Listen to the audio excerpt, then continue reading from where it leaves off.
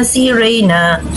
Ito pong ano na to ay binabawi po. Binabawi po tong alahas na to. Nasaan na kaya yung alahas na yan? Binabawi po yan ng sponsor. Binabawi po ng sponsor ang alahas na ganito po, panawagan. Ayan. Sana po daw ay ibigay kay Mama Melanie yung kwintas na ito kasi binigay po ng sponsor. Hindi ko po alam kung gaano kadami po ang mga alahas pero ito po ay tunay. Tunay na pagmamahal ng isang sponsor dahil heart shape. Ang kwintas, mahiwagang kwintas po ay sana po ay maibigay daw po kay Reyna to at nananawagan po talaga na sana po ay maibigay nga kay Reyna. May balik kay Reyna. Ayan. Siguro hindi Ayan. Good morning, good evening, at shout out sa inyo lahat. Ayun na guys, sa ating intro, ito ay yung alahas ni Reyna na binabawi. Hindi pa ba tapos, no? Pero may live si Kuya Bal kaninang umaga. And ayun na nga po, no? Pwede naman, puntahan nyo lang doon sa lighthouse. At ito, ang mali naman kasi, wala naman problema. Siguro kung hinahanap or binabawi, ang mali kasi dito guys, ipakita-pakita yung alahas, pwede naman siguro, contact na lang sa messenger, no? Gawin na privado, kasi wala na po si Reyna.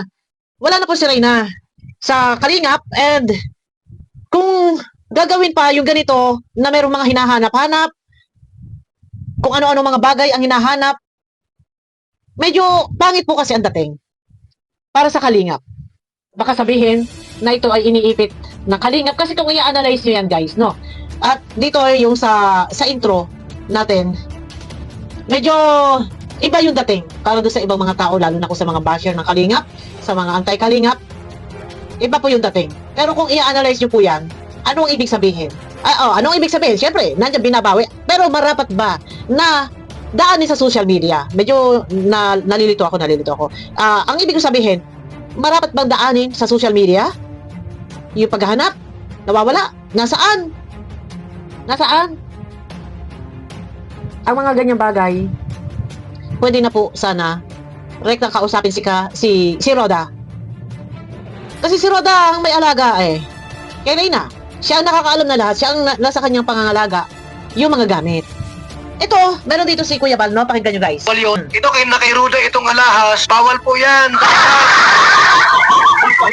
Kasuhan po namin kayo. Kasi nilalive po nila. So dito sa pagla-live na to, maaaring maging iba yung mga opinion na bawat isa, lalo na sa mga anti-Kalingap.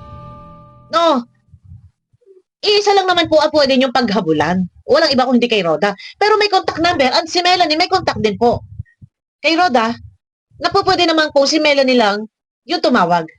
Pero yung dalahin niyo po sa social media, medyo iba na po, no? Ito.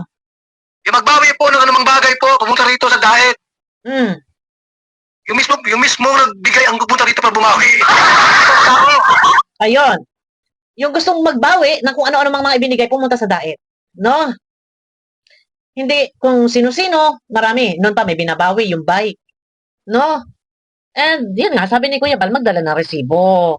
Pero kung talagang kayo, ay wala naman po problema talaga yan. Yan naman po ibibigay. Pero pangit po kasi na doon kayo pinangangalandakan ninyo sa live. Napapanood po ang mundo.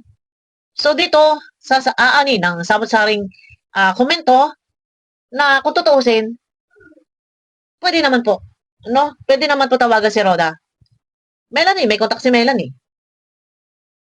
Para dito, sino po ang masisira, pupulaan ng tao? Unang-una si Roda. Siya po yung may hawak. Nag-iingat ng mga gamit. Dito maaari, kagaya ng sinabi ko kanina, magkakaroon ng negative na mga comment. Baka sabihin iniipit. Pero napakasimple lang po niyan. At sa naghahabol, di pumunta na lang po kayo sa daet. Pero sabi ko nga dapat, kontakin na lang sana si Roda. Di ba? Meron si Melanie contact Oh. O mag-utos ng iba. Tama. Ano po, yung bisikleta rito, andyan siya. Yung bisikleta, matagal na rin po yan hinahabol. Hindi naman inaangkin po. Ang sabi nga po ni Kuya Bal, kung hinahabol, gustong kunin yung bisikleta, yung nagbigay, pumunta na lang doon at siya na lang ang kumuha. Tsaka, yung kagaya nga po na ginawa nito ni Melanie. Isipin nyo, sa live ni Rowinay, may mga pinakikitang video na nandun. Si Reyna, pinapasa sa nanggagaling ang video. Malamang, syempre kay Melanie. Nandun, mayroong nagtututor doon, tinuturuan si Reyna. So, medyo marami ang nadismaya dahil sabi nga ng iba, yung pagkuha ni Melanie ay parang wala sa kanyang wala sa kanyang parang mas nakinig siya sa utos ng iba. Yun yung sinasabi ng karamihan. Kasi sa ngayon puntahan niyo po yung channel ni Rowena. Yung mga latest upload niya, yung live, nandun, may ina-attach siya doon na video. Nakatunayan, yung video na yun, na nandun yung mga ganap doon, kila Melanie, sa bahay ni Melanie, updated po ni Rowena. So, saan nanggagaling yung video? So, galing doon kay Rowena. And meron din akong hawak na screenshot na ka-video ko ni Melanie. So, wala namang problema. Yan na may nakuha na. Ang sinasabi ko lang dito, parang walang pinagkaiba. Nababanggit lang, sorry po. Yung kay na Jemel noon, ganun din. Nakakakuha ng mga video sa side ni Jemel, and then nakakarating sa sponsor na Wakwak, ina-upload din sa YouTube. Ganito din, puntahan niyo po yung kay Rowena. Ang dami po mga upload video, update na video na yung sa ngayon, sa piling na ni Melanie. So, malamang, nagsisend si Melanie ng video sa mga sponsor, lalo na dito kay Rowena. Updated po doon kay Rowena, no? Ano po, yung bisikleta rito. Andiyan bisikleta. O, punta rito yung nagbigay. Nasaan yung resibo? Ayun. Kunin. Ibibigay.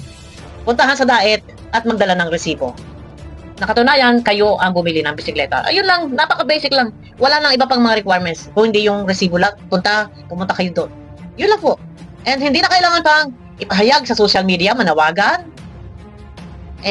Paulit-ulit ko sinasabi. No, kapag gano'n ang sistema, kunting keyboard na hinahanap, ilalive, puro live. Hindi po kasi maganda ang dating. No? Daanin nyo sa formal na pakikipag-usap kung sino man yung inyong dapat kausapin. Hindi kunting keyboard para live. And then doon sa comment section, nagkakaroon ng pangbabas. Diba? Kausapin nyo po yung pag naghahabol kayo, no? Yung bike, akin yan. O, akin na yung resibo mo. O, resibo lang. Dalhin nyo. Makukuha nyo po lahat. And yung may mga gamit pa, sabi ko nga kay Roda, yan, nagkakausap naman kami ni Roda. Sabi ko, kahit kabaakan tsinelas, kahit kaliit-liit ang mga, kung anong mang bagay, ibigay. Na wala namang problema. Ang sabi ni Sis Roda, okay na lahat. Nandun, dinala niya sa Lighthouse, sa founder ng Kalingap. Tama naman, na kung may nahabol, ibigay doon kay Kuya Bal, sa founder ng Kalingap, doon sa Lighthouse. Doon kunin. Dahil unang-una, si Roda ay napakiusapan lang po iyan na tagapag-alaga. Ano po?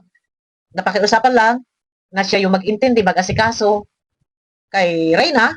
So, yung mga gamit, kumbaga tapos na obligasyon ni Roda, hindi na siya kailangan niya humarap pa, naihatid na yung ibang gamit, kung may mga naiwan mang gamit, mangyari lang dapat na talagang doon dalahin sa Lighthouse. At si Kuya Bal na ang bahalang nakipag-usap or magbigay kung sino man yung dapat pagbigyan, kung sino man yung mga naghahabol. Ano po? Kung may resibo ka, o, halika. Yo, pwede na pumunta sa daet, punta na po. Yung may mga gusto pumunta. Punta na po kayo. O, ibinigay sa akin ni Rina. Oh. Di pwede na kay Kuya Bal, pag ibigay kay Melanie yung bisikleta, no, kahit low. Oh, yun. Hindi na po pwedeng utusan pa si Kuya Bal. Kuya Bal, pakibigay kay Melanie yung bisikleta. Ano kahilo? Kayo na lang po kumuha, yung mga nagbigay, kayo na lang po kumuha. Para mas maganda, mas maayos, puntahan nyo na lang sa daet. Hindi yung magbibilin-bilin. Kuya Bal, bigay mo kay Melanie. Nasaan yung kwentas? Balik nyo. Na. Puntahan na lang po ninyo sa daet. Doon na lang po kayo makipag-usap. At marapat lang na dapat ay hindi po sana dahil sa social media, ano man ang mga hinahanap-hanap. Ano po? At lalo lang naglalaot. Oh. Walang bawian sa amin sa Kalingap. Yun, malinaw. Walang bawian. Yeah. Kung babawiin mo, kaka sa daet. Ayaw. Ilabas ang resibo. Ganun yun. Di pwede na, ay, patulong po, itong alahas po. Ibalik, ibigay kay Melanie, ano, kautot. Ayun. Pati alahas nga. Alahas. Nananawagan sa live. Ang sagwa po dala. Ibigay daw kay Melanie. Parang issue ano to. Issue pera to. Ayun, no? Ayun na. Puntahan na lang po sa daet. Puntahan na lang. Nasa ganun matapos kung ano man yung mga hinahabol-habulin nyo, kahit sabi ko nga, kahit mga hebla ng buhok, mga kabakad tsinelas, ano pa man yan, mga pinaglumaan damit, dalahin lahat doon sa Lighthouse. At tapos na si Roda sa obligasyon niya si Kuya Bal na po ang inyong harapin, ang inyong kausapin. Huwag na po magaparinig at wala pong kinukupit or kung ano man. Sabi nga ni Roda, huwag na siyang inyong tanungin. Puntahan na lang po ninyo sa lighthouse, doon sa daig. Ayun lang. Nasa ganun na maiayos ang inyong mga hinahabol ay makuha ninyo, puntahan nyo. Yun lang. Napakasimple lang po ng gusto mangyari ni Kuya Bal. Dalhin nyo lang yung resibo. No? Walang bawian dito. Ano po? Ayun lamang. Walang bawian dito. Paano kung may resibo? O, ay sabi nga ni Kuya Bal, bandang huli, ay walang bawian. Pero mag-usap. Kausapin po ninyo kung kayo may mga hinahabol. At yan naman po ay nadadaan sa maayos sa pag-uusap. Huwag na lang magpara-live. Yan. No, pero ayun na guys. At mahaba ang ating video. Abangan nyo ako sa akin next video. Mega love shoutout po sa inyo lahat. Ayan, pakiclick naman guys sa thumbs up. Bye-bye.